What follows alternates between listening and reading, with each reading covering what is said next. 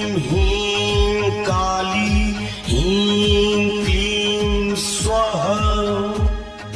ॐ क्रीं कालिकाय नमः। क्रीं ह्रीं काली ह्रीं